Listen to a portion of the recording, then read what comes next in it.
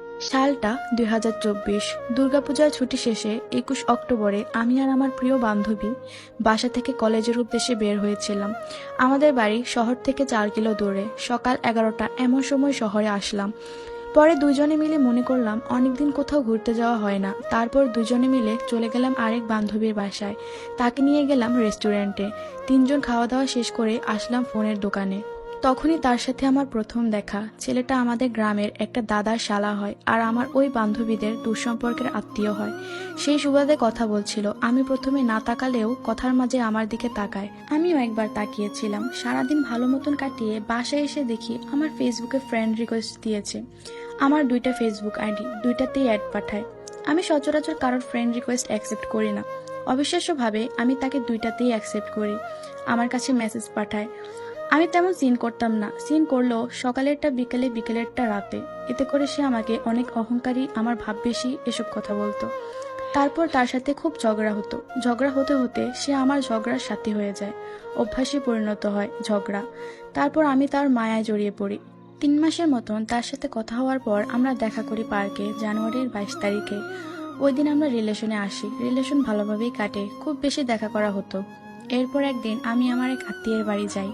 ওখান থেকে সে বলে আসো দেখা করি। আমি কোনো কিছু না ভেবে দেখা করতে যাই রেস্টুরেন্টে। ওখানে কিছু সময় থাকার পর সে বলে চলো বাসায় যাই। আমি বললাম কেন, বাসায় কি? সে বলল এমনি চলো, গল্প করব। সে অনেকভাবে বলে, আমি রাজি হয়ে গেলাম। তবে আমি একটা শর্ত দিলাম, বাসায় যাব কিন্তু আমার সাথে বাজে কিছু করতে পারবে না। ও রাজি হলো। বাসায় গেলাম। প্রথমে বসেছিলাম, একটু ভয় পাচ্ছিলাম। পার্ট 2 লাগবে কমেন্ট করে জানাও। তারপর হঠাৎ সে আমাকে কিস করতে শুরু করে। তারপর এমন একটা পরিস্থিতি তৈরি করে আমিও আর নিজেকে আটকে রাখতে পারিনি। পরে আমি সবশেষে ফ্লোরে বসে পড়লাম। আমি কি করলাম? খুব কান্না করেছি, সারা রাস্তা কান্না করেছি। ও তখন বলে আরে পাগল, আমি তো তোমাকে বিয়ে করব।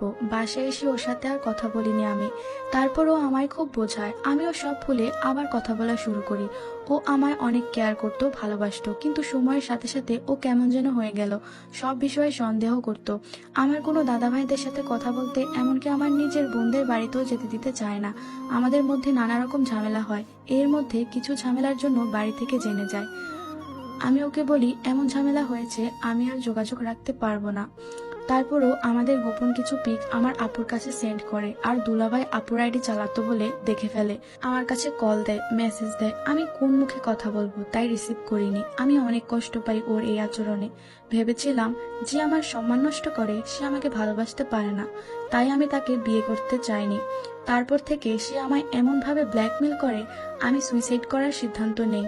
কিন্তু তাতেও ব্যর্থ হই। সে আমাকে এখনো ব্ল্যাকমেল করে। সে নাকি আমার ক্ষতি করবে, আমাকে বাঁচতে দেবে না, আমার কোথাও বিয়েও হতে দেবে না, আমার সম্মান, আমার বাবা মায়ের সম্মান নষ্ট করে দিবে। আমার যদি বিয়েও হয় সে নাকি আমাকে ডিভোর্স করিয়ে ছাড়বে। কি হবে জানি না, হয়তো আমার ভুলের শাস্তি হিসেবে আমাকে মৃত্যুই বেছে নিতে হবে।